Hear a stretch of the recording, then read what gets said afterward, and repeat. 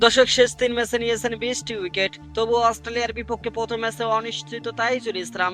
Tasman সাগরে পরে অভিষেক হতে পারে টাইগার এক তরুণ তারকার। পেস ও স্পিন দুই বিভাগে ভারসাম্য রেখে এবার অস্ট্রেলিয়ার বিপক্ষে শক্তিশালী বোলিং ইউনিট রয়েছে বাংলাদেশ দলের, যেখানে বড় ট্রাম্প কার্ড হতে পারেন অলরাউন্ডার সৌম্য সরকার। সব মিলে অচিতের বিপক্ষে কেমন হতে যাচ্ছে বাংলাদেশের বোলিং বিভাগ, তা নিয়ে থাকছে আজকের এই প্রতিবেদন। দর্শক, বাংলাদেশের ক্রিকেটের সবচেয়ে আন্ডাররেটেড সদস্যকে টেস্ট ক্রিকেটে তাইজুল ইসলামকে বেছে নিয়ে কয়েকবারের কথা বলেছেন বিসিবির বর্তমান সভাপতি ও সাবেক অধিনায়ক তামিম ইকবাল খান। আন্ডাররেটেড বললেও দেশের ইতিহাসে বিশেষ করে টেস্ট ক্রিকেটে তার অবদান অনেক বড়। এবারে প্রথম নিজের ক্যারিয়ারে অস্ট্রেলিয়ার মাটিতে টেস্ট খেলতে গেছেন বাঁহাতি এই স্পিনার। দর্শক, ডারউইনের উদ্দেশ্যে রওনা হওয়ার আগে ছিলেন দারুণ ফর্মে। শেষ 3 ম্যাচে নিয়েছেন 20টি উইকেট। এর চেয়ে বড় বিষয়, সর্বশেষ 10টি টেস্টে তার ঝুলিতে রয়েছে 59টি উইকেট। এত ভালো পারফরমেন্সের পরে অস্ট্রেলিয়ার বিপক্ষে প্রথম টেস্টে একাদশে তার জায়গা নিশ্চিত নয়। এটি বলে দেয় বর্তমানে বাংলাদেশের টেস্ট দলে জায়গা পাওয়ার লড়াইটা কতটা কঠিন। সবকিছু ঠিক থাকলেও অস্ট্রেলিয়ার মাটিতে নিজেদের সেরা বোলিং ইউনিট নিয়ে মাঠে নামবে বাংলাদেশ দল। তাসমান সাগরে পারের কন্ডিশনে সাধারণত টেস্টের প্রথম 2 থেকে 3 দিন পেসাররা বাড়তি সুবিধা পান, বিশেষ করে বাড়তি বাউন্স এবং সুইং পাওয়া যায়। তাই এই কন্ডিশন ব্যবস্থায় একাদশে পেসারদের সংখ্যায় বেশি থাকতে পারে।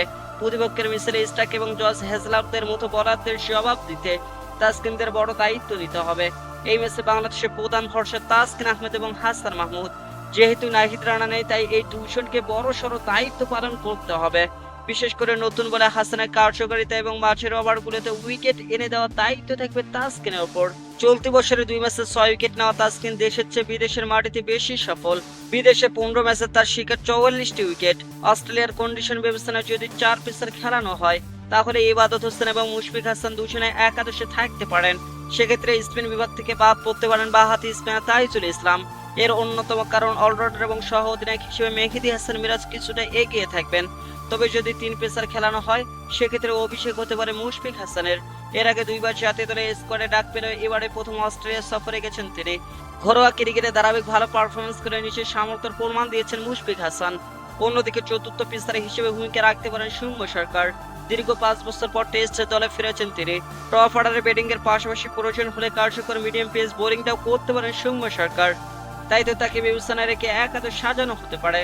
4 পেসার খেলানো হলে একমাত্র স্পিনার হতে পারেন মেহেদী হাসান মিরাজ, আর 3 পেসার খেলানো হলে তার সঙ্গী হতে পারেন তাইজুল ইসলাম। এখন আগামী 13 আগস্ট ডারউইনের উইকেট দেখে চূড়ান্ত সিদ্ধান্ত নেওয়া হবে।